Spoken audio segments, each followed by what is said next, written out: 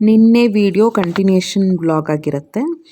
ನಿನ್ನೆ ರಾಗಿ ರೊಟ್ಟಿ ಎಲ್ಲ ತಿಂದು ನೆಕ್ಸ್ಟ್ ಎಲ್ಲ ಕಿಚನ್ ಕ್ಲೀನ್ ಮಾಡ್ತಾಯಿದ್ದೀನಿ. ಪಾತ್ರೆ ಒಂದು ತೊಳೆದ್ಬಿಟ್ರೆ ಮೇನ್ ಕೆಲಸ ಮುಗಿಯುತ್ತೆ. ಫಸ್ಟ್ ನಾನು ಯೂಶ್ವಲಿ ಏನು ಮಾಡ್ತೀನಿ ಅಂದರೆ ಸ್ಲ್ಯಾಬ್ಸು ಅಲ್ಲಿ ಯೂಸ್ ಮಾಡ್ಕೊಂಡಿರೋ ಪಾತ್ರೆಗಳು ಎಲ್ಲನೂ ಸಿಂಕಲ್ಲಿ ಹಾಕೊಂಬಿಟ್ಟು ಎಲ್ಲ ಒಂದು ಸತಿಗೆ ತೊಳೆದ್ಬಿಡ್ತೀನಿ. ಅದು ಒಂಥರ ರಿಲ್ಯಾಕ್ಸ್ ಆದಂಗೆ ಆಗಿರುತ್ತೆ. ಇವತ್ತಿನ ಬ್ಲಾಗಲ್ಲಿ ಏನು ಇಂಟ್ರೆಸ್ಟಿಂಗ್ ಆಗಿರುತ್ತೆ ಅಂದರೆ ನಾವು ರಜಾ ಇತ್ತಲ್ಲ, ಮಂಡೇ ಅನಿಸುತ್ತೆ ರಿಪಬ್ಲಿಕ್ ಡೇ ದಿನ ಒಂದು ದೇವಸ್ಥಾನಕ್ಕೆ ಹೋಗಿದ್ವಿ. ಅದರದ್ದು ವ್ಯೂಸ್ ಎಲ್ಲ ತೋರಿಸಿದ್ದೀನಿ, ತುಂಬ ಚೆನ್ನಾಗಿರುತ್ತೆ. ಆಮೇಲೆ ಒಂದು ದೇವಸ್ಥಾನ, ಅಲ್ಲಿ ಒಂಥರ ಜಾತ್ರೆ ಥರ ಮಾಡ್ತಾರೆ, ಹೋಮ ಅದೆಲ್ಲ ಮಾಡ್ತಾರೆ, ತುಂಬ ಚೆನ್ನಾಗಿದೆ. ಅದನ್ನು ಡೀಟೇಲಾಗಿ ತೋರಿಸಿದ್ದೀನಿ. ಜೊತೆಗೆ ಇವತ್ತಿನ ಬ್ಲಾಗಲ್ಲಿ ಏನು ಮೋಟಿವೇಶನ್ ಸೆಕ್ಷನು ಅಂದರೆ 5 ಸೆಕ್ಟರ್ಸ್ನ ಯೂಶ್ವಲಿ ವುಮೆನ್ಸು ನೆಗ್ಲೆಕ್ಟ್ ಮಾಡ್ತಾರೆ. ಅದು ಯಾವ 5 ಸೆಕ್ಷನ್ಸು ಅಂತ ಹೇಳ್ತಾ ಹೋಗ್ತೀನಿ. ಅದು ಗೊತ್ತಿದ್ದೋ ಗೊತ್ತಿಲ್ಲದೇನೋ ಮೇನ್ ಸೆಕ್ಷನ್ಸ್ ಆಗಿರುತ್ತೆ. ಅದನ್ನು ನೆಗ್ಲೆಕ್ಟ್ ಮಾಡ್ತಾನೆ ಒಂಥರ ಫ್ರಸ್ಟ್ರೇಷನ್ ಆಗೋದು, ಅಯ್ಯೋ ನನ್ನ ಲೈಫ್ ಏನಕ್ಕೆ ಹೀಗೆ ಅಂತ ಅನಿಸೋದು, ಆ ಥರ ಎಲ್ಲ ಸ್ಟಾರ್ಟ್ ಆಗುತ್ತೆ. ಸೊ ನಾವುಗಳು ನೆಗ್ಲೆಕ್ಟ್ ಮಾಡೋದ್ರಿಂದನೇ ಲೈಫ್ ಆ ಥರ ಆಗಿರುತ್ತೆ. ಯಾವ ಆ 5 ಸೆಕ್ಷನ್ಸು ಅಂತ ಹೇಳ್ತಾ ಹೋಗ್ತೀನಿ. ಜೊತೆಗೆ ಸುಮಾರು ಜನ ವೈಟ್ ಪಲಾವ್ ಕೇಳಿದರು, ಅದರ ರೆಸಿಪಿನೂ ಡೀಟೇಲಾಗಿ ತೋರಿಸಿದ್ದೀನಿ. ಎಲ್ಲೂ ಸ್ಕಿಪ್ ಮಾಡಬೇಡಿ. ಹೊಸದಾಗಿ ನೋಡ್ತಾ ಇರೋ ಚಾನಲ್ನ ಸಬ್ಸ್ಕ್ರೈಬ್ ಮಾಡಿಕೊಂಡು ಲೈಕ್ ಮಾಡಿ, ಶೇರ್ ಮಾಡಿ, ಕಮೆಂಟ್ ಮಾಡಿ. ನೀವು ಪಾತ್ರೆ ತೊಳೆಯೋಕ್ಕೆ ಯಾವ ಲಿಕ್ವಿಡ್ ಯೂಸ್ ಮಾಡ್ತೀರಾ ಅಂತ ಕೇಳ್ತಾ ಇರ್ತೀರಾ. ನಾನು ಒಂದೊಂದು ಸತಿ ಒಂದೊಂದು ಯೂಸ್ ಮಾಡ್ತಾ ಇರ್ತೀನಿ. ಪ್ರಿಲ್ಲು, ವಿಮ್ಮು ಜಾಸ್ತಿ, ಕೆಲವು ಸತಿ ಜಿಫಿನೋ ಏನೋ ಬರುತ್ತಲ್ಲ ಅದು ಯೂಸ್ ಮಾಡ್ತಾ ಇರ್ತೀನಿ. ಆಮೇಲೆ ಸ್ಟಾರ್ ಬಜಾರಲ್ಲಿ, ರಿಲಯನ್ಸಲ್ಲಿ ಯಾವ್ದಾನ ಹೊಸ ಬ್ರ್ಯಾಂಡ್ ಯಾವ್ದಾನ ಬಂದರೆ ಅದನ್ನು ಯೂಸ್ ಮಾಡ್ತಾ ಇರ್ತೀನಿ. ಒಟ್ಟಿನಲ್ಲಿ ಜಿಡ್ ಹೋಗಬೇಕು. ಒಂದು ಸತಿ ಟ್ರೈ ಮಾಡ್ತೀನಿ, ಇಷ್ಟ ಆಗಿದೆ ಅಂದರೆ ಇನ್ನೊಂದು ಸತಿ ತರ್ತೀನಿ. ಒಂದು ಸತಿ ಯೆಲ್ಲೋ ಕಲರ್ದು ತರ್ತೀನಿ, ಒಂದು ಸತಿ ಗ್ರೀನ್ ಕಲರ್ದು ತರ್ತೀನಿ. ಯಾಕೆಂದರೆ ಈ ಪಾತ್ರೆ ತೊಳೆಯೋದು, ಬಟ್ಟೆ ಒಗೆಯೋದು ಎಲ್ಲ ನನಗೆ ಇಷ್ಟ. ಬಟ್ ಈ ಕೆಲಸ ಮುಗಿಸ್ಕೊಂಡು ಬಂದಿದ ತಕ್ಷಣ ಇವೆಲ್ಲ ಕೆಲಸ ಮಾಡೋದು ತುಂಬ ಸುಸ್ತು ಅನಿಸುತ್ತೆ, ಬೇಜಾರು ಅನಿಸುತ್ತೆ, ಮಾಡೋಕ್ಕೆ ಇಷ್ಟನೇ ಆಗೋಲ್ಲ. ಈ ಥರ ಚೆನ್ನಾಗಿ ಅರೋಮಾ ಇರುವಂಥದ್ದು, ಪರಿಮಳ ಇರುವಂಥದ್ದು, ಸ್ವಲ್ಪ ಇಂಟ್ರೆಸ್ಟಿಂಗ್ ಕಲರ್ಸ್ ಅಂಥರ ಇದ್ದರೆ ನಾವು ಸ್ವಲ್ಪ ಕೆಲಸನ ಇಂಟ್ರೆಸ್ಟಿಂದ ಮಾಡ್ಕೋತೀವಿ. ಸೊ ಆ ಥರ ಹೊಸದಾಗಿ ಏನಾದರೂ ಎಕ್ಸ್ಪ್ಲೋರ್ ಮಾಡ್ತೀನಿ. ಕೆಲವು ಸತಿ ತುಂಬ ರೇರು ಲಿಕ್ವಿಡ್ ಬೇಜಾರಾದರೆ ಸೋಪ್ಗಳು ತಂದ್ಕೋತೀನಿ, ಪ್ರಿಲ್ಲು, ಎಕ್ಸು ಆ ಥರ ಎಲ್ಲ ತಂದ್ಕೋತೀನಿ. ಬಟ್ ರೇರು, ನನಗೆ ಇಷ್ಟ ಆಗೋಲ್ಲ. ಅದು ವೈಟ್ ಹಾಗೆ ಪ್ಯಾಚಸ್ ನಿಂತ್ಕೊಂಡ್ಬಿಡುತ್ತೆ. ವೈಟ್ ಪ್ಯಾಚಸ್ ಏನಕ್ಕೆ ಅಂದರೆ ಕೆಲವು ಸತಿ ಏನಾದರೂ ಸಾಫ್ಟ್ ವಾಟರ್ ಇದ್ದರೆ ನಿಲ್ಲಲ್ವೇನೋ, ಬಟ್ ನಮ್ಮ ಮನೆ ಹತ್ರ ಹಾರ್ಡ್ ವಾಟರ್ ಜಾಸ್ತಿ. ಸೊ ಆ ವೈಟ್ ಪ್ಯಾಚಸ್ ಆ ಥರನೇ ಇದೆ ಅಂದರೆ ತೊಳೆದೂ ಸಮಾಧಾನ ಇರೋಲ್ಲ. ಮತ್ತೆ ಅಡುಗೆ ಮಾಡ್ಬೇಕಾದ್ರೆ ಮತ್ತೆ ತೊಳ್ಕೊಬೇಕು, ಅದೆಲ್ಲ ಭಾರಿ ರಿಸ್ಕು. ಸೊ ಅದಕ್ಕೇ ನೀಟಾಗಿ ಈಗ ಪಾತ್ರೆ ತೊಳೆದೀವಿ ಅಂದರೆ ಪಳ ಅಂತ ಇರಬೇಕು. ಅದಕ್ಕೇ ಯೂಶ್ವಲಿ ಲಿಕ್ವಿಡನ್ನೇ ಪ್ರಿಫರ್ ಮಾಡ್ತಾ ಇರ್ತೀನಿ. ಈ ಮಿಕ್ಸಿ ಜಾರೂ ಅಷ್ಟೇ, ಒಂದೊಂದು ಸತಿ ಒಂದೊಂದು ಥರ ಮಾಡ್ತಾ ಇರ್ತೀನಿ. ನಾನೇನಾದರೂ ಒಳ್ಳೆ ಮೂಡಲ್ಲಿದ್ದು ಎನರ್ಜಿ ಇದೆ ಅಂದರೆ ಆಗಾಗೇ ಸ್ವಲ್ಪ ಪಾತ್ರೆಗಳನ್ನ ತೊಳೆದಿಟ್ಬಿಡ್ತೀನಿ. ಈಗ ಮಿಕ್ಸಿ ಜಾರ್ ಯೂಸ್ ಮಾಡಿದ ತಕ್ಷಣ ಅದನ್ನೆಲ್ಲ ಹಾಗೆ ತೊಳೆದಿಡೋದು, ಅದನ್ನೆಲ್ಲ ತುಂಬ ತಿಕ್ಕೋ ಅವಶ್ಯಕತೆ ಇಲ್ಲ. ಸುಮ್ಮನೆ ಹಾಗೆ ಸ್ವಲ್ಪ ಲಿಕ್ವಿಡ್ ಹಾಕ್ಬಿಟ್ಟು ಈ ಥರ ಅಂದ್ಬಿಟ್ರೆ ಬೇಗನೆ ಆಗೋಗುತ್ತೆ. ಆಗಾಗೆ ತೊಳ್ಕೊಬೋದು. ಕೆಲವು ಸತಿ ಅಡುಗೆ ಮಾಡೋಕ್ಕೇ ಸುಸ್ತಾಗ್ತಾಯಿದೆ ಅಂದರೆ ಬೇಗ ಅಡುಗೆ ಮುಗಿಸ್ಬಿಡ್ತೀನಿ. ಯಾಕೆಂದರೆ ಮನೆಯವ್ರಿಗೆಲ್ಲ ಊಟ ಬಡಿಸೋದು ಇಂಪಾರ್ಟೆಂಟ್ ಆಗುತ್ತೆ. ಸೊ ಅವ್ರಿಗೆಲ್ಲ ಬೇಗ ಊಟ ಬಡಿಸಿ ಒಂದು ಅರ್ಧ ಗಂಟೆ ಕುತ್ಕೊಂಡ್ಬಿಡ್ತೀನಿ, ಸುಸ್ತಾಗಿರುತ್ತಲ್ವ ಅಂತ. ಆಮೇಲೆ ಬಂದು ಪಾತ್ರೆ ತೊಳಿತಾ ಇರ್ತೀನಿ. ಅದು ಈ ಥರ ನಿಂತ್ಕೊಳ್ಳೋ ಕೆಲಸ, ರೊಟ್ಟಿ ಮಾಡೋದು, ಚಪಾತಿ ಮಾಡೋದು, ಈ ಥರದ್ದೆಲ್ಲ ನಿಂತ್ಕೊಳ್ಳೋ ಕೆಲಸ ಜಾಸ್ತಿ ಇತ್ತು ಅಂದರೆ ಒಂಥರ ಸುಸ್ತಾದಂಗೆ ಆಗುತ್ತಲ್ವ. ನಾನು ಯೂಶ್ವಲಿ ಯಾರಾದರೂ ಸುಡೋರು ಇದ್ದಾರೆ, ರೊಟ್ಟಿ ಸುಡೋರು, ಚಪಾತಿ ಸುಡೋರು ಇದ್ದಾರೆ ಅಂದರೆ ಕೂತ್ಕೊಂಡು ಮಾಡಿಬಿಡ್ತೀನಿ. ಯಾಕೆಂದರೆ ನಮ್ಮದು ಟೀಚಿಂಗ್ ಪ್ರೊಫೆಷನ್, ನಿಂತ್ಕೊಂಡೇ ಇರ್ತೀವಿ, ಬೆಳಗ್ಗಿಂದ ನಿಂತೇ ಇರ್ತೀವಿ. ಸೊ ಅದಕ್ಕೆ ಸ್ವಲ್ಪ ಸುಸ್ತಾಗ್ತಾ ಇರುತ್ತೆ. ಈ ಥರ ಏನಾದರೂ ಕೆಲಸ ಜಾಸ್ತಿ ಇದೆ ಅಂದರೆ ಕುತ್ಕೊಂಡು ಮಾಡಿಬಿಡ್ತೀನಿ. ಅಂದರೆ ನಾವೇ ಸ್ವಲ್ಪ ಸ್ಮಾರ್ಟಾಗಿ ಥಿಂಕ್ ಮಾಡಿಕೊಂಡು ಕೆಲಸಗಳನ್ನ ಈಸಿ ಮಾಡ್ಕೋಬೇಕು ಅಂತ ನನಗನ್ಸುತ್ತೆ. ಬೇರೆ ಆಪ್ಷನ್ನೇ ಇಲ್ಲ. ನಾನು ಅದು ಮಾಡಲ್ಲ, ಇದು ಮಾಡಲ್ಲ, ನಾನು ಕೆಲ್ಸಕ್ಕೆ ಹೋಗ್ತೀನಿ ಅಂತ ಹೇಳೋದಕ್ಕಿಂತ ಮೊದಲು ನಾನು ಮಾಡ್ತೀನಿ, ನನಗೆ ಇಷ್ಟ ಬಂದಾಗ ನಾನು ಮಾಡ್ತೀನಿ, ಅಂದರೆ ನನ್ನ ಮೆಥಡಲ್ಲಿ ನಾನು ಮಾಡ್ತೀನಿ ಅನ್ನೋ ರೀತಿಲಿ ನಾವು ಕೆಲಸಗಳನ್ನ ಮಾಡ್ಕೋತಾ ಇರಬೇಕು. ಇಷ್ಟೆಲ್ಲ ದುಡಿತಾ ಇದ್ದೀವಿ, ಕೆಲ್ಸಕ್ಕೆ ಹೋಗ್ತಾ ಇದ್ದೀವಿ ಅಂದರೆ ನೆಮ್ಮದಿಯಾಗಿ ಊಟ ಮಾಡಬೇಕು, ಮನೆಯವ್ರಿಗೆಲ್ಲ ರುಚಿಯಾಗಿ ಮಾಡಿ ಹಾಕ್ತಾ ಇರಬೇಕು. ಮ್ಯಾಕ್ಸಿಮಮ್ಮು ತುಂಬ ರಿಸ್ಕ್ ತೊಗೊಂಡು ಅದೂ ಆಗೋಲ್ಲ. ಎಲ್ಲ ಈಗ ವೆರೈಟಿ ಒಂದು 5-6 ವೆರೈಟಿ ಪಲ್ಯ ಮಾಡು, ಅಟ್ಲೀಸ್ಟ್ 2 ವೆರೈಟಿ, ಅವೆಲ್ಲ ಆಗದೆ ಇರೋದು ಬೇಸಿಕ್ ಏನಿದೆ ಅದನ್ನು ಸ್ವಲ್ಪ ನೆಮ್ಮದಿಯಾಗಿ ಮನೆಯವರೆಲ್ಲ ಊಟ ಮಾಡೋ ಥರ ಪ್ಲ್ಯಾನ್ ಮಾಡಿಕೊಂಡು ಮಾಡ್ತಾ ಇರಬೇಕು. ಇವತ್ತು ರೊಟ್ಟಿ ಮಾಡಿರೋ ದಿನ ರಜಾ ಇತ್ತಲ್ವ, ಅದಕ್ಕೆ ನಿಂತ್ಕೊಂಡೇ ಮಾಡಿಬಿಟ್ಟೆ. ನನಗೆ ಎಷ್ಟು ಡಿಫ್ರೆನ್ಸ್ ಅನಿಸುತ್ತೆ ಅಂದರೆ ಮನೇಲಿದ್ದಾಗ ಪಟ ಎಷ್ಟೊಂದು ಕೆಲಸಗಳನ್ನ ಮಾಡ್ಕೋತಾ ಇರ್ತೀನಿ. ಬಟ್ಟೆ ಒಗೆಯೋದು, ನಾನೇ ಕೈಯಲ್ಲೇ ಎಷ್ಟೊಂದು 4 ಬಕೆಟ್ ಬಟ್ಟೆ ಒಗೆದಾಕ್ಬಿಡ್ತೀನಿ. ಕೆಲ್ಸಕ್ಕೆ ಹೋಗಿ ಬಂದಿದ್ದೀನಿ ಅಂದರೆ ನೀವು ನಂಬಲ್ಲ, ವಾಷಿಂಗ್ ಮಿಷಿನ್ಗೆ ಬಟ್ಟೆ ಹಾಕೋದೂ ಅಷ್ಟು ಸುಸ್ತಾಗ್ತಿರುತ್ತೆ. ಒಂದು ಮೂಡಿರಲ್ಲ, ಇನ್ನೊಂದು ಕೈ ಕಾಲೆಲ್ಲ ಎಳಿತಾ ಇರುತ್ತೆ. ಸೊ ಆ ಥರ ಏನೂ ಮಾಡೋಕ್ಕಾಗಲ್ಲ. ಬಟ್ ಮಾಡ್ತಾನೆ ಇರ್ತೀವಲ್ವ, ಆ ಥರ ಸುಸ್ತಾಗುತ್ತೆ, ಮೂಡಿರಲ್ಲ, ನನ್ನ ಕೈಲಾಗಲ್ಲ ಅಂತ ಅನಿಸ್ತಾ ಇರುತ್ತೆ. ಬಟ್ ಆದ್ರೂ ಲೈಫಲ್ಲಿ ಮುಂದೆ ಹೋಗ್ತಾನೆ ಇರ್ತೀವಿ, ಕೆಲಸ ಮಾಡ್ತಾನೆ ಇರ್ತೀವಿ. ಡೈಲಿ ಬೇಸಿಸಲ್ಲಿ ಮಾಡಲೇಬೇಕು, ಇಲ್ಲಾಂದರೆ ಅದು 3 ದಿನದ ಒಟ್ಟಿಗೆ ಒಳ್ಳೆ ಎಷ್ಟೊಂದಾಗಿರುತ್ತೆ. ಕೆಲವು ಸತಿ ಹುಷಾರಿಲ್ಲ ಟೈಮಲ್ಲಿ ಆ ಟೈಮಲ್ಲೂ ಅಷ್ಟೇ, ಹೆಂಗೆ ಅಂದರೆ ಒಂಥರ ಮೂಟೆ ಆದಂಗೆ ಆಗಿರುತ್ತೆ. ಎಷ್ಟೊಂದು ಬಟ್ಟೆಗಳು ಒಗೆದೇ ಇರಲ್ಲ, ಎಷ್ಟೊಂದು ಪೆಂಡಿಂಗ್ ಇರುತ್ತೆ ಕೆಲಸಗಳು. ಸೊ ಅವತ್ತಿಂದ ಅವತ್ತೇ ಸ್ವಲ್ಪ ಸುಸ್ತಾದರೂ ನಿಧಾನಕ್ಕೆ ಮಾಡ್ಕೊಳ್ಳೋದು ಬೆಸ್ಟು ಅಂತ ಹೇಳ್ಬೋದು. ಸೊ ಏನು ಅಂದರೆ ಕಿಚನಲ್ಲಿ ಸಿಂಕ್ ಕ್ಲೀನಾಗಿ ಇಟ್ಬಿಟ್ರೆ ಅಂತೂ ಒಂಥರ ನೆಮ್ಮದಿ, ಎಷ್ಟೋ ಕೆಲಸ ಮುಗ್ದಂಗೆ ಆಗ್ಬಿಡುತ್ತೆ. ಮೇಯ್ನಾಗಿ ಕಿಚನ್ ಕ್ಲೀನಿಂಗೆ. ನಾನು ಹೀಗೆ ಮನೆಯವ್ರ ಹತ್ರ ಮಾತಾಡ್ತಾ ಇದ್ದೆ, ಒಂದೊಂದು ರೂಮ್ನ 2 ರೂಮ್ನ ಫುಲ್ಲು ದತ್ತಕ್ಕೆ ತೊಗೊಂಬಿಡಿ, ನೀವು ಇರೋದು 4 ಜನ ಅಲ್ವಾ, ಹಾಲ್ ಒಬ್ಬರು ಮೇಂಟೈನ್ ಮಾಡ್ಕೊಳ್ಳಿ, ಇರೋ ಒಂದು ರೂಮ್ಗಳು 4 ರೂಮ್ಗಳು ಡಿವೈಡ್ ಮಾಡಿಕೊಂಡು ಮೇಂಟೈನ್ ಮಾಡಿ. ಯಾರಾದರೂ ಏನಾದರೂ ಅವ್ರುಗಳು ತಂದು ಬೇರೆ ವಸ್ತುಗಳು ಅದರಲ್ಲಿ ಇಟ್ಟರೆ ಅವ್ರ ಕೈಯಲ್ಲೇ ತೆಗ್ಸಿ, ಅಂದರೆ ಇನ್ಚಾರ್ಜ್ ಥರ, ಆ ಥರ ಇನ್ಚಾರ್ಜ್ದು ನೀವೇ ಕ್ಲೀನಾಗಿ ಇಟ್ಕೋಬೇಕು. ನಾನು ಕಿಚನ್ನು, ಮಾಸ್ಟ್ರು ಬೆಡ್ರೂಮು, ಮತ್ತು ಏನದು ಇನ್ನೊಂದು ಟ್ಯೂಷನ್ ರೂಮ್ ಇದೆ, ಮ್ಯೂಸಿಕ್ ರೂಮು, ಲಾಂಡ್ರಿ, ಈ ಥರದ್ದೆಲ್ಲ 4 ರೂಮ್ಸ್ಗಳು ನಾನು ತೊಗೊಂಡೆ. ಮೇನಾಗಿ ಕಿಚನ್ನೇ ಎಷ್ಟು ಕ್ಲೀನ್ ಮಾಡಿದ್ರು ನಾವೇ ಗಲೀಜು ಮಾಡ್ತೀವಿ, ನಾನೇ ಕ್ಲೀನ್ ಮಾಡ್ತಿರ್ತೀವಿ. ಚಿನ್ನಿ ಹೇಳಿದ್ಲು, ನಾನು ಹಾಲ್ ತೊಗೋತೀನಿ, ಹಾಲ್ನ ನಾನು ಮೇಂಟೈನ್ ಮಾಡ್ತೀನಿ ಅಂತ. ಸೊ ಒಂದು 2-3 ದಿನ ಆಮೇಲೆ ನೋಡೋಣ. ಈಗ 2-3 ದಿನದಿಂದ ಎಲ್ಲ ಮೇಂಟೈನ್ ಮಾಡ್ತಿದ್ದಾರೆ. ಅವಳು ಚಿನ್ನಿ ತುಂಬ ಸ್ಟ್ರಿಕ್ಟು ಸ್ವಲ್ಪ. ಹಾಲಲ್ಲಿ ಯಾರಾದರೂ ಏನಾದರೂ ಇಟ್ಟರೆ ಸ್ವಲ್ಪ ಎತ್ತೋವರೆಗೂ ಬಿಡೋಲ್ಲ. ಅಂದರೆ ಆ ವಸ್ತು ಏನು ತಲೆಯಲ್ಲಿ ಇಟ್ಕೋಬೇಕು ಅಂದರೆ ಆ ರೂಮದ್ದು ಅಲ್ಲದೇ ಇರೋದು ವಸ್ತು ಅಲ್ಲಿ ಇಡಬಾರ್ದು, ಆಗ ಮೇಂಟೈನ್ ಆಗೋಗುತ್ತೆ. ಆಗಾಗ ಧೂಳು ಕೊಡೋದು, ಕಸ ಗುಡಿಸೋದು, ನೆಲ ಒರೆಸೋದು, ವೈಪ್ ಮಾಡ್ಕೊಳ್ಳೋದು, ಈ ಥರದ್ದೆಲ್ಲ ಮಾಡಿದ್ರೆ ಒಂದು ಮಟ್ಟಿಗೆ ನೀಟಾಗೇ ಇರುತ್ತೆ ಅಂತಲೇ ಹೇಳ್ಬೋದು. ನೆಕ್ಸ್ಟ್ ಈಗ ಬೆಳಗ್ಗೆನೇ ಆಯಿತಾ, ವೈಟ್ ಪಲಾವ್ ಮಾಡ್ತಾಯಿದ್ದೀನಿ. ತರಕಾರಿ ಎಲ್ಲ ನೋಡಿ, ಆದಷ್ಟು ತಲೆಯಲ್ಲಿ ಅದೇ ಇರುತ್ತೆ, ತರಕಾರಿ ಎಲ್ಲ ಜಾಸ್ತಿ ಉಪಯೋಗಿಸ್ಬೇಕು ಅಂತಲೇ. ಬೀನ್ಸು, ನವಿಲುಕೋಸು, ಬಟಾಣಿ, ಟೊಮ್ಯಾಟೊ, ಈ ಥರದ್ದೆಲ್ಲ ತರಕಾರಿ ಇತ್ತು. ಕ್ಯಾರೆಟು ಖಾಲಿಯಾಗಿತ್ತು, ತರಬೇಕಿತ್ತು. ಎಷ್ಟಿದೆ ಅಷ್ಟು ಎಲ್ಲ ಯೂಸ್ ಮಾಡ್ಕೊಂಡಿದ್ದೀನಿ. 1.5 ಪಾವೇನೋ ಮಾಡ್ತಾಯಿದ್ದೀನಿ. ಬಾಕ್ಸ್ಗಳಿಗೆ ಅದಕ್ಕೆಲ್ಲ ಈಸಿಯಾಗಿ ಹೋಗುತ್ತೆ ಅಂತ. ಚಟ್ನಿ ಮಾಡಿದ್ದೆ, ಚಟ್ನಿಗೆ ಇದು ಕಾಂಬಿನೇಷನ್ ಚೆನ್ನಾಗಾಗುತ್ತೆ ಅಂತ ವೈಟ್ ಪಲಾವ್ ಮಾಡ್ತಾಯಿದ್ದೀನಿ. ಫಸ್ಟು ಎಣ್ಣೆ ಹಾಕಿ, ಯೂಶ್ವಲಿ ಪಲಾವ್ ಎಲೆ ಹಾಕಬೇಕು, ನಾನು ಆಮೇಲೆ ಹಾಕ್ತೀನಿ, ಮರ್ತೋಗಿತ್ತು. ಬೆಳಗ್ಗೆ ನಿದ್ದೆ ಗಂಡಲ್ಲಿ ಮಾಡ್ತಾ ಇರೋದು ಇದು. ಕೆಲವು ಸತಿ ತುಂಬ ನಿದ್ದೆ ಬರ್ತಾ ಇರುತ್ತೆ, ಬಟ್ ಅದರಲ್ಲೇ ಏನೋ ಒಂದು ಹಾಗೆ ಹಿಂಗೆ ಮಾಡಿಬಿಡೋದು. ಬಟ್ ಟೇಸ್ಟ್ ತುಂಬ ಚೆನ್ನಾಗಾಗಿತ್ತು. ನಾನು ಯಾವ ರೀತಿ ಹೇಳ್ತೀನಿ, ಕೆಲವು ಟಿಪ್ಸ್ ಹೇಳ್ತೀನಿ, ಅದನ್ನು ಫಾಲೋ ಮಾಡಿ ಆಯಿತಾ. ಎಣ್ಣೆ ಹಾಕಿದ ತಕ್ಷಣ ತರಕಾರಿನ ಚೆನ್ನಾಗಿ ಮೀಡಿಯಮ್ ಫ್ಲೇಮಲ್ಲಿ ಫ್ರೈ ಮಾಡೋಕ್ಕೆ ಬಿಟ್ಬಿಡಿ. ಇದು ಒಣ ಬಟಾಣಿ ರಾತ್ರಿ ನೆನೆಸಿದ್ದೆ, ಅದನ್ನು ಹಾಕಿದ್ದೀನಿ. ನೋಡಿ, ನಾವು ಜಸ್ಟ್ ರೈಸ್ ಐಟಮ್ ಮಾಡ್ತಾಯಿದ್ದೀವಿ ಅಂತ ಅಂದ್ಕೊಳ್ಬೇಡಿ. ಯಾವಾಗ ತರಕಾರಿ ಜಾಸ್ತಿ ಹಾಕ್ತೀವಿ ಆಗ ಅದರದ್ದು ನ್ಯೂಟ್ರಿಷನಲ್ ಬೆನಿಫಿಟ್ಟು ಬ್ಯಾಲೆನ್ಸ್ ಆಗೋಗುತ್ತೆ, 100% ಬ್ಯಾಲೆನ್ಸ್ ಆಗುತ್ತೆ. ನಮಗೆ ಕಾರ್ಬ್ ಸಿಗುತ್ತೆ, ಒಂದೊಂದು ತುತ್ತಲ್ಲೂ ನಮಗೆ ತರಕಾರಿ ಜಾಸ್ತಿ ಸಿಗೋದ್ರಿಂದ ಬ್ಯಾಲೆನ್ಸ್ ಆಗೋಗುತ್ತೆ. ಸೊ ಇದನ್ನೆಲ್ಲ ಹಾಕಿ ಈಗ ಚೆನ್ನಾಗಿ ಫ್ರೈ ಮಾಡ್ಕೊತಾ ಇದ್ದೀನಿ. ಟೊಮ್ಯಾಟೊ ಹುಳಿ ಅಂಶಕ್ಕೆ ಅದು ಸರಿ ಹೋಗೋಗುತ್ತೆ. ಟೊಮ್ಯಾಟೊ ಇಲ್ಲ ಅಂದರೆ ನೀರು ಹಾಕ್ತೀವಲ್ವ, ಆ ಸ್ಟೇಜಲ್ಲಿ ಸ್ವಲ್ಪ ನಿಂಬೆಹಣ್ಣ ಹಿಂಡ್ಬಿಟ್ರೆ ಚೆನ್ನಾಗಾಗುತ್ತೆ. ಈಗ ಮಸಾಲೆಗೆ ಏನೇನು ತೋರಿಸ್ದೆ ಅಂದರೆ, ಈಗ ನೆನ್ಪಿಟ್ಕೊಳ್ಳಿ, ಬೇಕಾದ್ರೆ ರಿವೈಂಡ್ ಮಾಡ್ಕೊಂಡು ಮತ್ತೆ ಕೇಳಿ.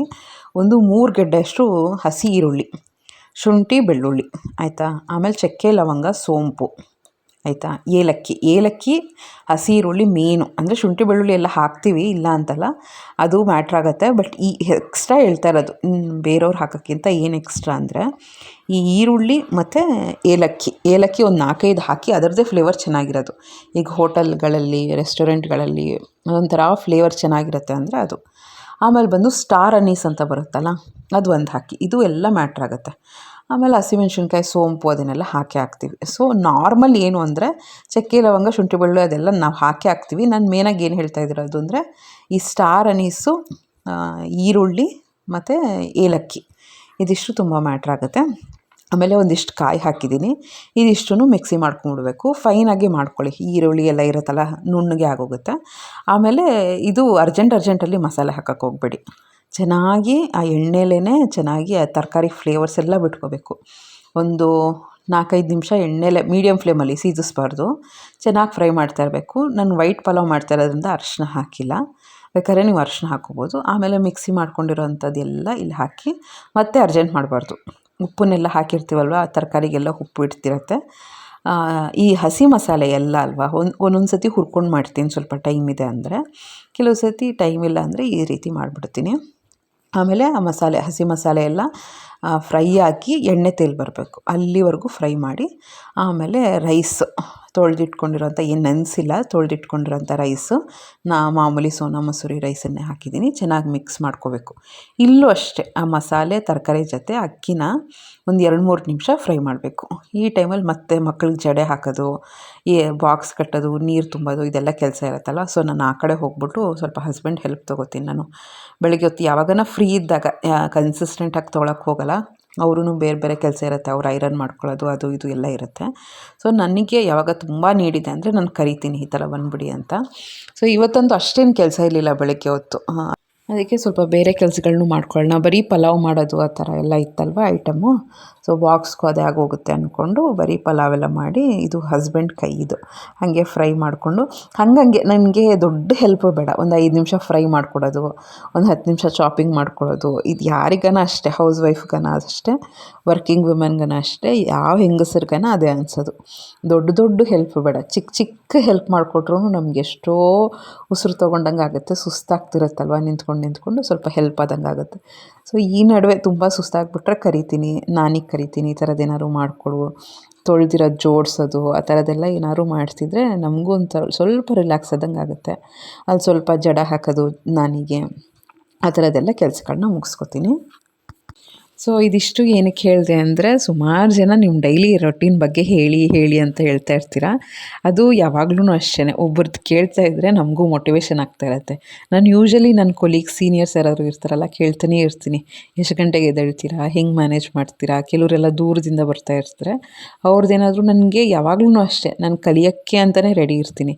ಯಾವಾಗ ಬೇರೆಯವ್ರದ್ದು ಕೇಳೋಕ್ಕೆ ನಾವು ರೆಡಿ ಇರ್ತೀವೋ ಏನೋ ಒಂದು ತಿಳ್ಕೊತೀವಿ, ಏನೋ ಒಂದು ಕಲಿತೀವಿ.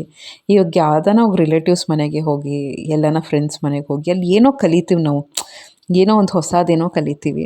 ಸೊ ಆ ಥರ ನಾನು ಆ ಥರ ಕೇಳಿ ತಿಳ್ಕೊತಾ ಇರ್ತೀನಿ. ಸೊ ಸುಮಾರು ಜನ ಕಮೆಂಟ್ ಮಾಡ್ತಿದ್ರಿ, ನೀವು ಹೆಂಗೆ ಮ್ಯಾನೇಜ್ ಮಾಡ್ತೀರಾ ಹೇಳ್ತಾ ಇರಿ ಅಂದರೆ, ಹಿಂಗೆ ಡೈಲಿ ರೊಟೀನೇ, ಬಟ್ ಅದು ಮೋಟಿವೇಶನ್ ಲೆವೆಲ್ಲು ಸ್ವಲ್ಪ ಇರುತ್ತೆ. ಹಿಂಗೇ ಮಾಡಬೇಕು ಅಂತ ಅಂದರೆ ನಮಗೆ ನೀಡೋದು, ಡಿಮ್ಯಾಂಡ್ ಅದು, ಈ ಥರ ಇರಲೇಬೇಕು, ಹಿಂಗೆ ಮಾಡಬೇಕು, ಇಷ್ಟೊತ್ತಿಗೆ ಮಾಡಬೇಕು, ಇಷ್ಟೊತ್ತಿಗೆ ಎದ್ದೇಳಬೇಕು ಅಂತ. ಸೊ ಆ ರೀತಿ ಎಲ್ಲ ಆಗ್ತಾ ಇರುತ್ತೆ ಕೆಲಸಗಳು. ನಾನು ಸ್ವಲ್ಪ ಒಂದಿನ ತುಂಬ ಟಯರ್ಡ್ ಆಗಿದೆ ಅಂದರೆ ಆ ದಿನ ಸ್ವಲ್ಪ ಬಟ್ ತರಕಾರಿ ಎಲ್ಲ ಯೂಸ್ ಮಾಡ್ತೀನಿ. ನನಗೆ ಈಸಿಯಾಗಿ ಈ ಥರನೇ ಇವತ್ತು ಏನು ಕಷ್ಟನೇ ಇರಲಿಲ್ಲ. ಎಲ್ಲ ರುಬ್ಬು ಹಾಕು ಎಲ್ಲ ತರಕಾರಿ ಕಟ್ ಮಾಡ್ಕೊಳ್ಳೋದು ಅಷ್ಟೇ. ಕೆಲವು ಸತಿ ನಿಂತ್ಕೊಂಡು ಕಟ್ ಮಾಡೋದು ಕಷ್ಟ ಅಂದರೆ ಕೂತ್ಕೊಂಡೇ ಕಟ್ ಮಾಡಿಬಿಡ್ತೀನಿ. ಆ ಥರನೇ ಇವತ್ತು ಕಟ್ ಮಾಡಿದ್ದು ನಾನೇ ಅದೆಲ್ಲ. ಸೊ ಯಾವಾಗಲೂ ನನಗೆ ನಮ್ಮ ಮನೆಯವ್ರಿಗೂ ಗೊತ್ತು, ಎಲ್ಲರಿಗೂ ಗೊತ್ತು, ನಾನು ಚೆನ್ನಾಗಿದ್ದೀನಿ, ನನ್ನ ಎನರ್ಜಿ ಲೆವೆಲ್ ಚೆನ್ನಾಗಿದೆ, ನನ್ನ ಕಾಲೇಜಲ್ಲಿ ಅಷ್ಟೇನು ಕೆಲಸ ಅಷ್ಟು ಬರ್ಡನ್ ಇರಲಿಲ್ಲ, ಟಯರ್ಡ್ ಆಗಿಲ್ಲ ಅಂದರೆ ಪ್ರತಿಯೊಂದು ನಾನೇ ಮಾಡ್ಕೋತೀನಿ. ಯಾಕೆಂದರೆ ನನಗೆ ಡಿಪೆಂಡ್ ಆಗೋಕ್ಕೆ ಇಷ್ಟ ಇಲ್ಲ. ಬಟ್ ಯಾವಾಗ ನನಗೆ ಎಲ್ಲ ಫ್ಯಾಕ್ಟರ್ಸು ಕಷ್ಟ ಕೊಡ್ತಾಯಿದೆ, ಏನಾದ್ರು ಮಂತ್ಲಿ ಪ್ರಾಬ್ಲಮ್ ಆಗ್ತಿದೆ, ಏನಾದ್ರು ತುಂಬ ಟಯರ್ಡ್ ಆಗಿದೆ, ಬಸ್ಸಲ್ಲಿ 3-4 ಬಸ್ ಕೆಲವು ಸತಿ ಚೇಂಜ್ ಮಾಡ್ಕೊಂಬರ್ಬೇಕಾಗುತ್ತೆ, ನಿಂತ್ಕೊಂಡೇ ಬರ್ತಿರ್ತೀನಿ, ಈ ಥರದ್ದೆಲ್ಲ ಇದ್ದಾಗ ನಾನು ಕೇಳಿಬಿಡ್ತೀನಿ. ಅವ್ರುಗಳಿಗೂ ಗೊತ್ತು ನಾನು ಹೆಲ್ಪ್ ಕೇಳ್ತೀನಿ ಅಂದರೆ ಏನೋ ರೀಸನ್ ಇರುತ್ತೆ ಅಂತಲೇ ಎಲ್ಲರೂ ಬಂದು ಹೆಲ್ಪ್ ಮಾಡ್ತಾರೆ. ಅದೇ ಹೇಳಿದ್ನಲ್ಲ, ಈ ಥರ ಚಿಕ್ಕ ಪುಟ್ಟ ಹೆಲ್ಪ್ ಮಾಡಿದ್ರೆ ಎಷ್ಟೋ ಹೆಲ್ಪ್ ಆದಂಗೆ ಆಗ್ತಾಯಿರುತ್ತೆ. ಏನಾದರೂ ಚಪಾತಿ ನಾನು ಲಟ್ಟಿಸ್ತಾ ಇದ್ದರೆ ಅವ್ರು ಸುಡೋದು ಆ ಥರ ಬೇಕಾಗುತ್ತೆ. ನೆಕ್ಸ್ಟ್ ಯಾವ 5 ಸೆಕ್ಷನ್ಸ್ನ ವುಮೆನ್ಸ್ ನೆಗ್ಲೆಕ್ಟ್ ಮಾಡ್ತಾರೆ ಅಂದರೆ, ಫಸ್ಟು ಫಿಸಿಕಲ್ ಹೆಲ್ತು, ಆಯಿತಾ. ನಮ್ಮ ಹೆಲ್ತ್ನ ತುಂಬ ಚೆನ್ನಾಗಿ ನೋಡ್ಕೋಬೇಕು. ಹೆಂಗೆ ನೋಡ್ಕೊಳ್ಳೋದು ಅದನ್ನು ಹೇಳ್ತಾ ಹೋಗ್ತೀನಿ, ಎಲ್ಲೆಲ್ಲಿ ನೆಗ್ಲೆಕ್ಟ್ ಮಾಡ್ತಾರೆ ಹೇಳ್ತಾ ಹೋಗ್ತೀನಿ. ಏನೋ ಒಂದು ಸಿಕ್ಕಿದ್ದು ತಿನ್ನೋದು, ಎಕ್ಸಸೈಸ್ ಮಾಡಲ್ಲ, ಹೆಲ್ತ್ ಬಗ್ಗೆ ಫಿಸಿಕಲ್ ಹೆಲ್ತ್ ಅಂದರೆ ನಮ್ಮ ಬಾಡಿನ ಸರಿಯಾಗಿ ನೋಡ್ಕೊಳ್ಳಲ್ಲ, ನೆಗ್ಲೆಕ್ಟ್ ಮಾಡುವಂಥದ್ದು. ಆಮೇಲೆ ನೀವು ಏನು ತಿಂತೀರಾ ಅನ್ನೋದನ್ನು ನೀವು ಕನ್ಸಿಡರ್ ಮಾಡಲ್ಲ, ಏನೋ ಮಿಕ್ಕಿರೋದು ಅದು ಇದು ತಿನ್ಬಿಡೋದು. ನೆಕ್ಸ್ಟ್ ಯಾವ ಟೈಮಿಗೆ ತಿಂತೀರಾ ಅಂತಲೂ ನೀವು ಕನ್ಸಿಡರ್ ಮಾಡಲ್ಲ. ನನ್ನ ಕ್ಲೋಸ್ ರಿಲೇಟಿವೇ 12 ಗಂಟೆಗೆ 11ವರೆಗೆ ಎಲ್ಲ ತಿನ್ನೋದು, ಮನೆ ಕೆಲಸ ಮಾಡಿ ಉಜ್ಜಿ ತೊಳೆದು ಅದು ಪಳ ಅನ್ನೋವರೆಗೂ ತಿನ್ನಲ್ಲ. ಸೊ ಅದು ನಮ್ಗೆ ಅನಿಸುತ್ತೆ, ನಾವು ಹೆಂಗಸರು ಮನೆಯೆಲ್ಲ ನೀಟ್ ಮಾಡಬೇಕು ಆ ಥರ ಎಲ್ಲ ಅನಿಸುತ್ತೆ, ತಪ್ಪು ಅಂತಲ್ಲ. ಬಟ್ ನಮ್ಮ ಹೆಲ್ತ್ನ ಹಾಳು ಮಾಡಿಕೊಂಡು ನಮಗೆ ಗೊತ್ತದು ಎಲ್ಲ ಕೆಲವು ಸತಿ ನಾವು ಗೊತ್ತಿದ್ದು ಮಾಡ್ತೀವಿ. ಟೈಮ್ ಸರಿಯಾಗಿ ತಿನ್ನಬೇಕು ಅಂತ ಗೊತ್ತು, ಹೊಟ್ಟೆಲಿ ಆ್ಯಸಿಡ್ ಪ್ರೊಡ್ಯೂಸ್ ಆಗುತ್ತೆ, ಅಸಿಡಿಟಿ ಆಗುತ್ತೆ, ಗ್ಯಾಸ್ಟ್ರಿಕ್ ಆಗುತ್ತೆ ಎಲ್ಲ ಗೊತ್ತು, ಬಟ್ ಆದರೂ ಮಾಡ್ತಾಯಿರ್ತೀವಿ. ಅದನ್ನು ಮಾಡೋಕ್ಕೆ ಹೋಗಬಾರ್ದು. ಈ ಸೆಕ್ಷನ್ನ ನೆಗ್ಲೆಕ್ಟ್ ಮಾಡಬೇಡಿ. ನೆಕ್ಸ್ಟ್ ಬಂದು ನಾವು ಆ್ಯಕ್ಟಿವ್ ಆಗಿರಬೇಕು ಅಂತ ಗೊತ್ತು, ಆದರೂ ಗಂಟೆಗಟ್ಟಲೆ ಮೊಬೈಲ್ ನೋಡ್ಕೊಂಡು ಕೂತಿರ್ತೀವಿ, ಶಾರ್ಟ್ಸು ಸ್ಕ್ರಾಲ್ ಮಾಡ್ಕೊಂಡು ಕೂತಿರ್ತೀವಿ, ಇನ್ಸ್ಟಾಗ್ರಾಮಲ್ಲಿ ರೀಲ್ಸ್ ನೋಡ್ತಾ ಕೂತಿರ್ತೀವಿ. ಅದು ನಮ್ಮ ಹೆಲ್ತ್ಗೆ ಒಳ್ಳೆಯದಲ್ಲ ಅಂತ ಗೊತ್ತು. ಒಬೆಸಿಟಿ ಜಾಸ್ತಿ ಆಗುತ್ತೆ, ಲೇಸಿನೆಸ್ ಜಾಸ್ತಿ ಆಗುತ್ತೆ, ಇದರಿಂದ ಬೇರೆ ಹೆಲ್ತ್ ಕಾಂಪ್ಲಿಕೇಶನ್ಸ್ ಬರುತ್ತೆ ಅಂತಲೂ ಗೊತ್ತು. ಬಟ್ ಆದರೂ ಕೂಡ ಆ್ಯಕ್ಟಿವ್ ಆಗಿ ಇರಲ್ಲ, ಹೆಲ್ತ್ನ ಅಪ್ಸೆಟ್ ಮಾಡ್ಕೋತಾ ಇರ್ತೀವಿ. ನೆಕ್ಸ್ಟ್ ಸ್ಕಿನ್ ಬಗ್ಗೆ ಕೇರ್ ತೊಗೊಳಲ್ಲ, ಹೇರ್ ಬಗ್ಗೆ ಕೇರ್ ತೊಗೊಳಲ್ಲ, ಆಯಿಲಿಂಗ್ ಮಾಡಲ್ಲ, ಮಸಾಜಿಂಗ್ ಮಾಡ್ಕೊಳ್ಳಲ್ಲ, ಫೇಸ್ ಪ್ಯಾಕ್ ಹಾಕ್ಕೊಳ್ಳಲ್ಲ. ಸೊ ಈ ಥರದ್ದೆಲ್ಲ ಸ್ಕಿನ್ನು ಹೇರು ನಿಮ್ಗೆ ಆಗುತ್ತೆ ಅಂದರೆ ರೆಗ್ಯುಲರಾಗಿ ಆಗದೇ ಇದ್ದರೂ ಕೂಡ ವಾರಕ್ಕೆ ಒಂದು ಸತಿ 10 ದಿನಕ್ಕೆ ಒಂದು ಸತಿ ಏನಾದರೂ ನಮ್ಮ ಫಿಸಿಕಲ್ ಹೆಲ್ತ್ ಬಗ್ಗೆ ನಾವು ನೋಡ್ಕೋಬೇಕು. ಒಂದು ತಲೆಯಲ್ಲಿ ಇಟ್ಕೊಳ್ಳಿ, ಏನು ಅಂದರೆ ಯಾವುದೈನ ನಿಮಗೆ ನೀಡಿದೆ, ತರಕಾರಿ ಫ್ರೂಟ್ಸು ಇದೆಲ್ಲ ನೀಡು ಆಯಿತಾ. ಫಿಸಿಕಲ್ಗೆ ನಮ್ಮ ಬಾಡಿಗೆ ಈ ಫ್ರೂಟ್ಸ್ ಆಗಿರ್ಬೋದು ಇದೆಲ್ಲ ನಮ್ಮ ನೀಡು. ಅದು ಕಾಸ್ಟ್ಲಿ ಆದರೂ ಪರವಾಗಿಲ್ಲ ಕೊಂಡ್ಕೊಳ್ಳಿ ಆಯಿತಾ. ಯಾವುದು ನೀಡಿಲ್ಲ, ಎಂಥ ಚೀಪಿಗೆ ಸಿಕ್ಕರೂ ಕೊಂಡ್ಕೋಬೇಡಿ, ಅದನ್ನು ತಲೆಯಲ್ಲಿ ಇಟ್ಕೊಳ್ಳಿ ಆಯಿತಾ. ಯಾವುದೇ ಒಂದು ಪ್ರಾಡಕ್ಟ್ಸ್ ಆಗಿರ್ಬೋದು ಏನೇ ಆಗಿರ್ಬೋದು ಚೀಪಾಗಿ ಸಿಗುತ್ತೆ ಅಂತ ಅದು ತೊಗೊಳಕ್ಕೆ ಹೋಗಬೇಡಿ, ಅದು ನಮ್ಮ ಫಿಸಿಕಲ್ ಹೆಲ್ತ್ಗೆ ಒಳ್ಳೆಯದಲ್ಲ. ರೆಗ್ಯುಲರಾಗಿ ಹೆಲ್ತ್ ಚೆಕಪ್ನ ಮಾಡಿಸ್ಕೋಬೇಕು.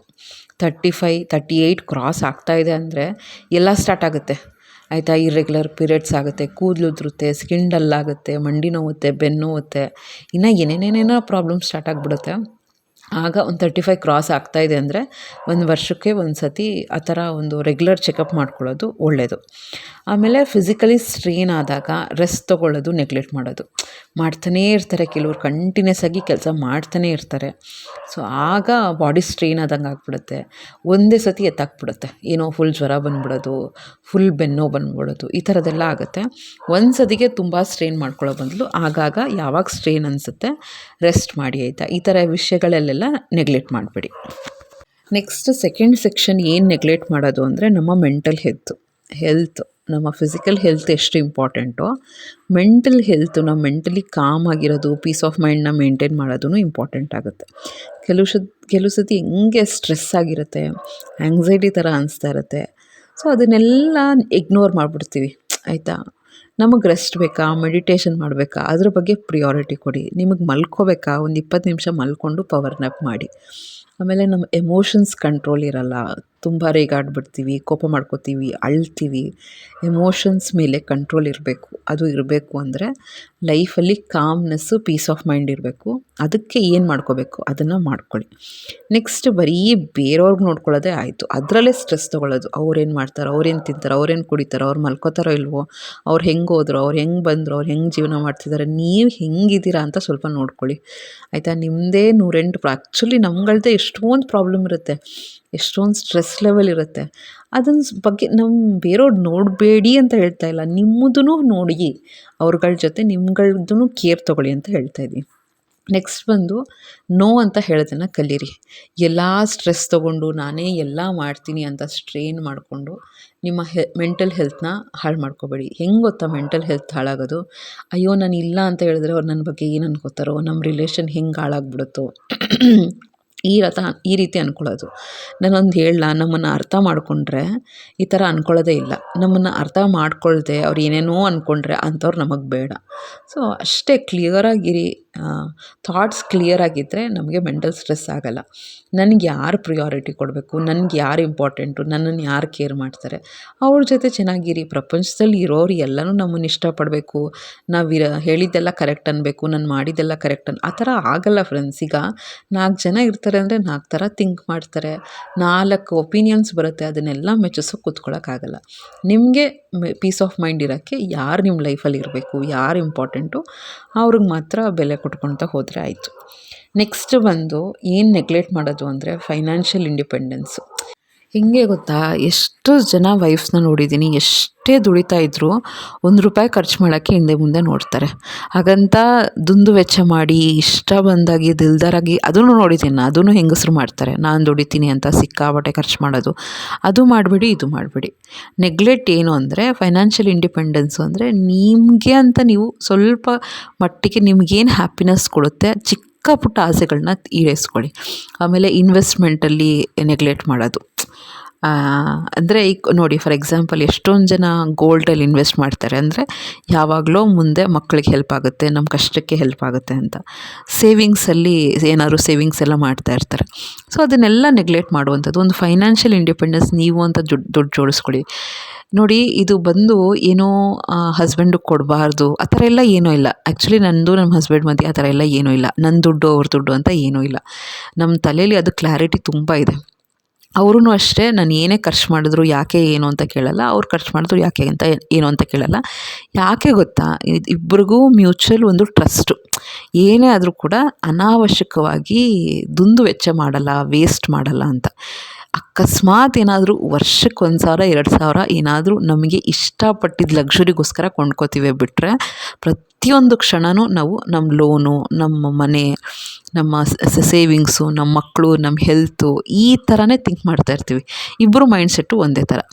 ಸೊ ಆ ಥರ ಫೈನಾನ್ಷಿಯಲ್ ಇಂಡಿಪೆಂಡೆನ್ಸ್ ಇರುತ್ತೆ. ಸೊ ಆ ಥರ ನೀವು ಕೂಡ ಒಂದು ಏನು ನೀವು ದುಡಿಲೇಬೇಕು ಅಂತ ಏನಿಲ್ಲ. ನಿಮ್ಗೆ ಸಣ್ಣ ಪುಟ್ಟ ಏನಾದ್ರೂ ಇದು ಮಾಡಬೇಕು ಅಂದರೆ ನೀವು ಅಂತ ಸ್ವಲ್ಪ ದುಡ್ಡು ಇಟ್ಕೊಳ್ಳಿ.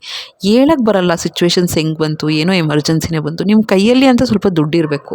ಆ ಫೈನಾನ್ಷಿಯಲ್ ಇಂಡಿಪೆಂಡೆನ್ಸು ಡೆಫಿನೆಟ್ಲಿ ನಿಮ್ಮಲ್ಲಿ ಇರಲೇಬೇಕು, ಆಯಿತಾ? ಅದನ್ನು ನೆಗ್ಲೆಕ್ಟ್ ಮಾಡೋಕ್ಕೆ ಹೋಗ್ಬೇಡಿ. ಫೋರ್ತ್ ಏನು ನೆಗ್ಲೆಕ್ಟ್ ಮಾಡೋದು ಅಂದರೆ ಪರ್ಸ್ನಲ್ ಹಾಬೀಸು ಮತ್ತು ಡ್ರೀಮ್ಸು. ಎಷ್ಟೊಂದು ನಿಮಗೆ ಒಂದು ಸತಿ ಮದುವೆಗಿಂತ ಮೊದಲು ನೆನೆಸ್ಕೊಳ್ಳಿ, ಎಷ್ಟೊಂದು ಅನ್ಕೋತಾ ಇದ್ರಿ ನಾವು, ನಾನು ಅದನ್ನಾಗಬೇಕು, ನಾನು ಇದನ್ನಾಗಬೇಕು, ಎಷ್ಟೊಂದು ಹಾಬೀಸ್ ಎಲ್ಲ ಇರ್ತಿತ್ತು. ಅದನ್ನೆಲ್ಲ ಕಟ್ಟು ಮೂಟೆ ಮಾಡಿ ಇಟ್ಬಿಡೋದು. ಎಷ್ಟೊಂದು ನಿಮಗೆ ಪ್ಯಾಷನ್ ಇರುತ್ತೆ, ಟ್ಯಾಲೆಂಟ್ ಇರುತ್ತೆ, ಅದನ್ನೆಲ್ಲ ಸೈಡಿಗೆ ಇಟ್ಬಿಟ್ಟಿರ್ತೀರ. ಅದನ್ನು ನೆಗ್ಲೆಕ್ಟ್ ಮಾಡಬೇಡಿ. ನಿಮಗೇನು ಖುಷಿ ಕೊಡುತ್ತೋ ಅದನ್ನು ಕಂಟಿನ್ಯೂ ಮಾಡಿ. ಲಾಸ್ಟ್ ತುಂಬ ಇಂಪಾರ್ಟೆಂಟ್ ಏನು ಅಂದರೆ ಸೆಲ್ಫ್ ರೆಸ್ಪೆಕ್ಟು ಮತ್ತು ಬೌಂಡ್ರೀಸ್ನ ನೆಗ್ಲೆಕ್ಟ್ ಮಾಡೋಕ್ಕೆ ಹೋಗಬೇಡಿ. ತುಂಬ ಕಾಂಪ್ರಮೈಸ್ ಆಗೋಕ್ಕೆ ಹೋಗಬೇಡಿ. ನಿಮಗೆ ಒಂದು ಸ್ಟೇಜಲ್ಲಿ ತುಂಬ ಫ್ರಸ್ಟ್ರೇಷನ್ ಆಗಿಬಿಡುತ್ತೆ. ಎಲ್ಲಿ ನಿಮಗೆ ಸೆಲ್ಫ್ ರೆಸ್ಪೆಕ್ಟ್ ಇಲ್ಲ, ಎಲ್ಲಿ ನಿಮಗೆ ಬೆಲೆ ಸಿಗ್ತಾ ಇಲ್ಲ, ಅಲ್ಲಿ ಇರಬೇಡಿ ಅಂತ ಹೇಳಿದ್ರೆ ಕಷ್ಟ ಆಗುತ್ತೆ. ಬಟ್ ಎಷ್ಟೋ ಮನೆಗಳಲ್ಲಿ, ಎಷ್ಟೋ ಸ್ವಂತ ಮನೆಗಳಲ್ಲೇ ಸೆಲ್ಫ್ ರೆಸ್ಪೆಕ್ಟು ಮತ್ತು ಒಂದು ಮರ್ಯಾದೆ ಅಂತ ಸಿಗಲ್ಲ. ಅಲ್ಲಿ ಇರಬೇಡಿ ಅಂತ ಹೇಳಿದ್ರೆ ತಪ್ಪಾಗುತ್ತೆ. ಅಲ್ಲಿ ನೀವು ಹೇಗೆ ಸರ್ವೈವ್ ಆಗೋದು, ಹೇಗೆ ಅದನ್ನು ವಿತ್ಸ್ಟ್ಯಾಂಡ್ ಮಾಡೋದು, ಹೇಗೆ ಅಪೋಸ್ ಮಾಡೋದು ಅಂತ ನಿಮಗೆ ಗೊತ್ತಿರಬೇಕು. ಅಂದರೆ ಒಂದು ಬೌಂಡ್ರಿ ಕ್ರಿಯೇಟ್ ಮಾಡಬೇಕು. ಯಾರು ನಿಮ್ಮ ಹತ್ರ ಹೇಗೆ ಮಾತಾಡಬೇಕು, ನಿಮ್ಮ ಆ್ಯಟಿಟ್ಯೂಡ್ ಹೇಗೆ, ನಿಮ್ಮ ಬಿಹೇವಿಯರ್ ಹೀಗೆ, ಅವ್ರ ಬಿಹೇವಿಯರ್ ಹೆಂಗಿರಬೇಕು, ಯಾರು ಎಷ್ಟು ಮಟ್ಟಿಗೆ ಆ್ಯಟಿಟ್ಯೂಡನ್ನ ತೋರಿಸ್ಬೇಕು, ಒಂದು ಲೆವೆಲ್ ಅಂತ ಒಂದು ರೆಸ್ಪೆಕ್ಟ್ ಅಂತ ಇರುತ್ತಲ್ಲ, ತುಂಬ ತಾತ್ಸಾರ ಮಾಡೋದು, ನೆಗ್ಲೆಕ್ಟ್ ಮಾಡೋದು ಆ ಥರ ಇರಬಾರ್ದು. ಸೊ ಆ ಥರ ಇದೆ ಅಂದರೆ ಆದಷ್ಟು ಇಗ್ನೋರ್ ಮಾಡಿ, ಸೈಲೆಂಟಾಗಿರಿ. ಮೇಲೆ ಬಿದ್ದು ಮಾತಾಡಿಸೋ ಅವಶ್ಯಕತೆ ಇಲ್ಲ. ಸೊ ಆ ರೀತಿ ನಿಮ್ಮ ಸೆಲ್ಫ್ ರೆಸ್ಪೆಕ್ಟ್ನ ಮತ್ತು ಬೌಂಡ್ರೀಸ್ನ ಸೆಟ್ ಮಾಡಿಕೊಂಡು ಲೈಫಲ್ಲಿ ಒಂದು ಡಿಗ್ನಿಫೈಡ್ ಲೈಫ್ನ ಲೀಡ್ ಮಾಡೋದು ಇಂಪಾರ್ಟೆಂಟ್ ಆಗುತ್ತೆ. ಸೊ ಈ ರೀತಿ ಅಲಂಕಾರ ಮಾಡಿ, ದೇವರ ಅಲಂಕಾರ ಮಾಡಿ ಪೂಜೆ ಮಾಡಿದ್ರೆ ಒಂಥರ ಪಾಸಿಟಿವ್ ವೈಬ್ ಅಂತಲೇ ಹೇಳ್ಬೋದು. ತುಂಬ ತೃಪ್ತಿ ಅನಿಸುತ್ತೆ. ಇದು ಬಂದು ರಥಸಪ್ತಮಿ ದಿನ ಪೂಜೆ ಮಾಡಿದ್ದು. ರಿಲ್ಯಾಕ್ಸ್ ಅನಿಸುತ್ತೆ, ಲೈಫಲ್ಲಿ ಪಾಸಿಟಿವಿಟಿ ಅನಿಸುತ್ತೆ. ಸೊ ಹೋಪ್ ಈ ವಿಡಿಯೋ ಇಷ್ಟ ಆಗಿದೆ ಅಂದ್ಕೊಳ್ತೀನಿ ಫ್ರೆಂಡ್ಸ್. ಇಷ್ಟ ಆಗಿದ್ದರೆ ಚಾನಲ್ನ ಸಬ್ಸ್ಕ್ರೈಬ್ ಮಾಡಿಕೊಂಡು ಲೈಕ್ ಮಾಡಿ, ಶೇರ್ ಮಾಡಿ, ಕಮೆಂಟ್ ಮಾಡಿ. ಮುಂದಿನ ವ್ಲಾಗಲ್ಲಿ ಸಿಗ್ತೀನಿ. ಲೈಕ್ ಮಾಡಾದಮೇಲೆ ಹೈ ಪಾಯಿಂಟ್ಸ್ ಕೊಡೋದನ್ನು ಮರಿಬೇಡಿ. ಇನ್ನು ಯಾವುದಾನ ಟಾಪಿಕ್ ಬೇಕು ಅಂದರೆ ಕಮೆಂಟ್ ಸೆಕ್ಷನಲ್ಲಿ ಹೇಳಿ, ಆ ವಿಡಿಯೋನ ಮಾಡೋಕ್ಕೆ ಡೆಫಿನೆಟ್ಲಿ ಟ್ರೈ ಮಾಡ್ತೀನಿ. ನಮಸ್ಕಾರ.